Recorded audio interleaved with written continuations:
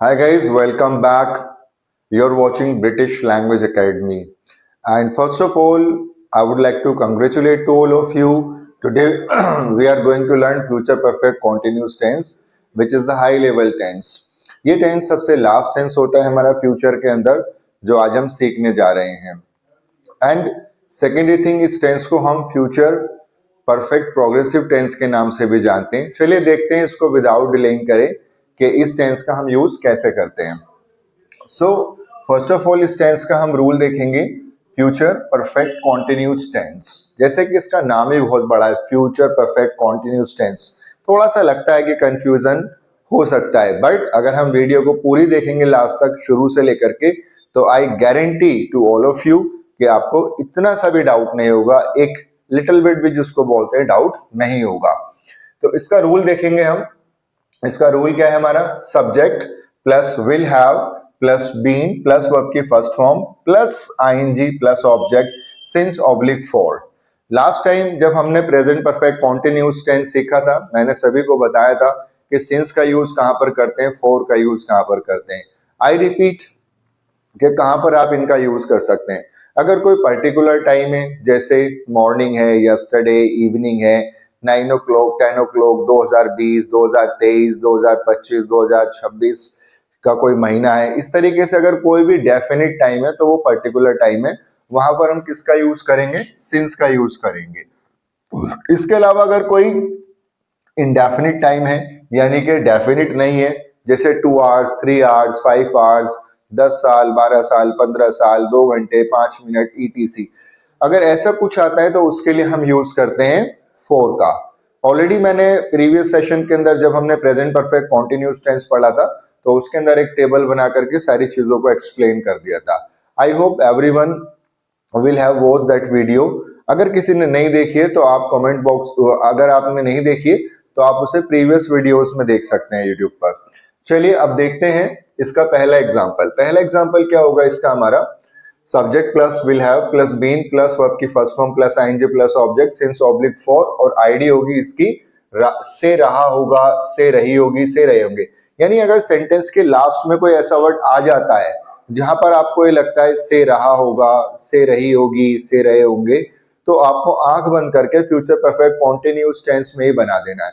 अगर हमें याद नहीं है, डोंट वरी, अगर हमें याद नहीं है कि फ्यूचर परफेक्ट कॉन्टिन्यूस टेंस का क्या रूल है, तो बस इतना सा याद रखना है कि विल हैव बीन के साथ में आईएनजी का यूज करना है. किसका, आईएनजी का यूज करना है विल हैव बीन के साथ में. अब फ्यूचर परफेक्ट कॉन्टिन्यूस का पहला एग्जांपल हम देखते हैं. पहला एग्जांपल इसका देखते हैं. वह सुबह से कपड़े धो रही होगी. वह सुबह से कपड़े धो रही होगी. शी, सब्जेक्ट क्या है इसमें हमारा, she.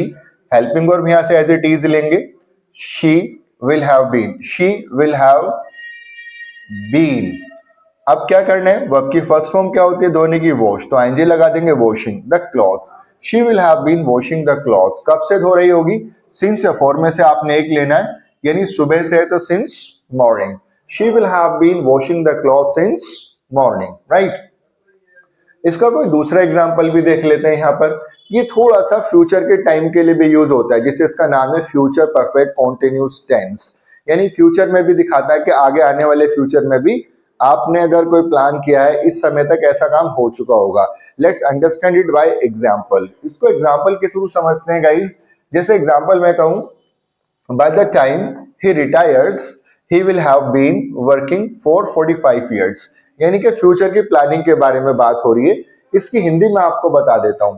Bye the time he retires, यानी जब तक वह रिटायर होगा या होता है तो वह लगभग 45 साल काम कर चुका होगा, यानी उसने 45 वर्ष काम किया होगा.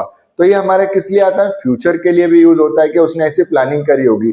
जैसे 3 बजे तक वह 2 घंटे पढ़ चुकी होगी, 3 बजे तक, ठीक है. So he will have been studying for 2 hours by 3 o'clock. तो ऐसे भी इसका यूज कर सकते हैं, but this is very complicated use. Let's understand in very easiest way. इसको बहुत आसान भाषा में हम इसको समझते हैं. बिल्कुल सिंपल फॉर्मूला है कि अगर से रहा होगा, यानी सेंटेंस के लास्ट में से रहा होगा आ जाएगा, और कोई कार्य मोमेंट दिखाएगा, ड्यूरेशन दिखाएगा, आधा घंटा, 2 घंटा, 1 घंटा, 2 साल, तो आपको विल हैव बीन के साथ में आईएनजी का यूज कर देना है सिंस फॉर लगा करके. बस इतना सा आपको ध्यान रखना है. चलिए दूसरा इसका नेगेटिव एग्जांपल देखते हैं. वह 2-3 दिन से ऑफिस नहीं आ रहा होगा। वह 2-3 दिन से ऑफिस नहीं आ रहा होगा। He will he will not have been coming to the office for 2-3 days. So he will not have been coming to the office for 2-3 days. वह 2-3 दिन से ऑफिस नहीं आ रहा होगा। वह आधे घंटे से नहीं खेल रहा होगा। He will not have been playing for half an hour. वह सुबह से पढ़ाई नहीं कर रही होगी। She will not have been studying since morning, right? चलिए अब इसके हम थर्ड पार्ट पे चलते हैं, that is the interrogative. Which one is interrogative? हमेशा मैं आपको बताता हूं इंटेरोगेटिव जो शुरू होता है गाइज, वो कहां से शुरू होता है? क्या से शुरू होता है? हमारा सेंटेंस कहां से शुरू होता है? क्या से शुरू होता है? सो पहला एग्जांपल है इसका, क्या राहुल 2024 से पंजाब नेशनल बैंक में काम कर रहा होगा? क्या राहुल 2024 से पंजाब नेशनल बैंक में काम कर रहा होगा? Will Rahul have been working in Punjab National Bank since 2024? यानी कि गाइस यहाँ पर हम बात कर रहे हैं पर्टिकुलर टाइम है, 2024 का एक पर्टिकुलर टाइम है, तो आपने यहाँ पर सिंस का यूज किया है, राइट? अब देखते हैं इसका कोई दूसरा उदाहरण ले सकते हैं, यानी एग्जाम्पल, क्या मम्मी सुबह से किचन में खाना बना रही होंगी? Will mother have been cooking food in the kitchen since morning? क्या राधा आधे घंटे से टैक्सी में सफर कर रही होगी, यानी ट्रैवल कर रही होगी? So will Radha have been travelling in the taxi for half an hour? यानी कि हम थोड़ा सा गैस भी करते हैं, अंदाजा भी लगाते हैं, ठीक है? क्या पेशेंट कई दिनों से दवाई खा रहा होगा, यानी अभी तक भी ठीक नहीं हुआ है, पास्ट कई दिनों में काम शुरू हुआ है, आइडिया लगाने कि अब भी ऐसा कर रहा होगा और करेगा भी आगे इन फ्यूचर में। So patient will have been taking the medicine for many days, right? Patient कई दिनों से दवाइयां खा रहा होगा। क्या पेशेंट कई दिनों से दवाइयां खा रहा होगा? इसमें हेल्पिंग वर्ब पहले आ जाता है, हेल्पिंग वर्ब यानी विल पहले आ जाएगा। क्या पेशेंट कई दिनों से दवाइयां खा रहा होगा? Will the patient have been taking the medicine for many days?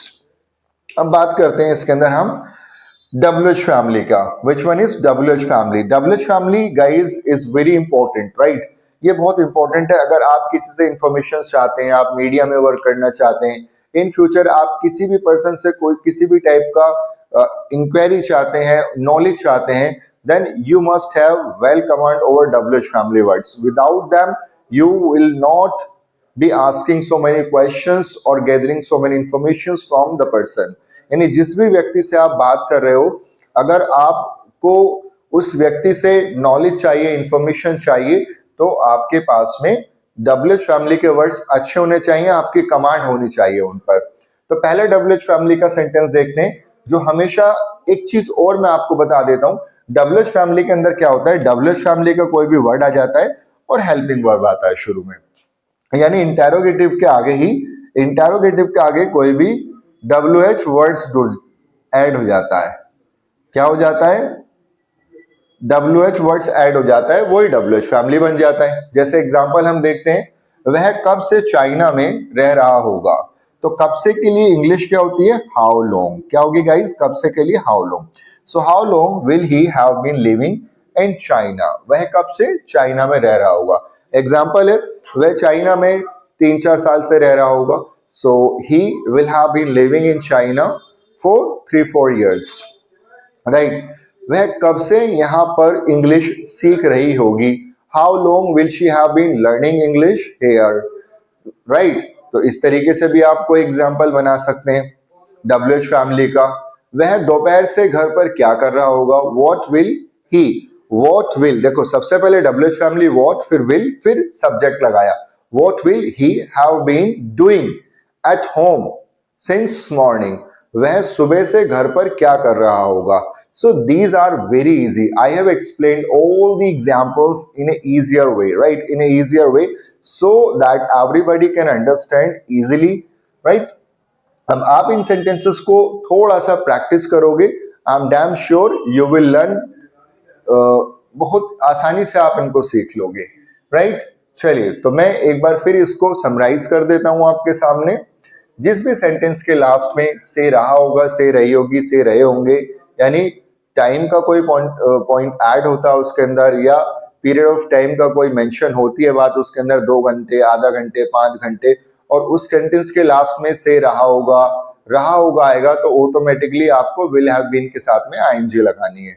जैसे वह सुबह से मेरा वेट कर रहा होगा, so he will have been waiting for me since morning. अब कितनी आसानी से मैंने इसको पहचान लिया गाइस, कितनी आसानी से मैंने इसको पहचान लिया।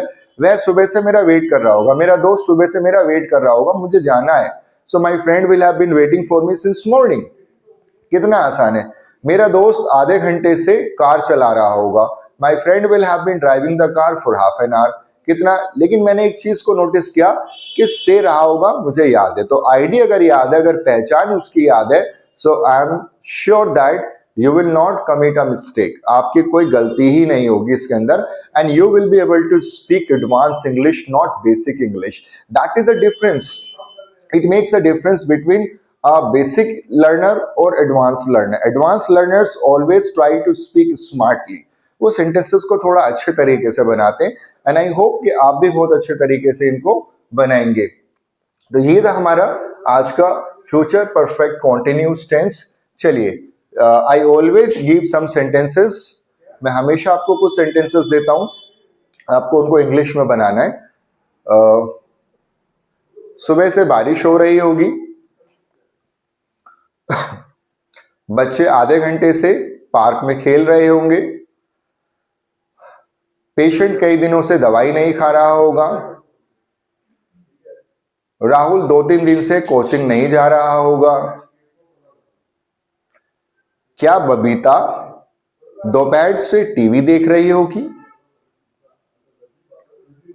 क्या वह आधे घंटे से मेरा वेट कर रहा होगा। डब्ल्यूएच फैमिली, जिसमें आप हमेशा डब्ल्यूएच फैमिली यानी क्वेश्चंस पुट अप करते हैं। वह कब से अपनी ग्रामर सुधारने की कोशिश कर रहा होगा। सो गाइज, ये थे कुछ एग्जांपल्स जो आप लोगों को ट्रांसलेट करना है, और ट्रांसलेट करके मुझे कमेंट बॉक्स में भेज देना है, so that I could understand कि आपने ये टेंसेस सीख लिया है। Thank you so much watching for this video.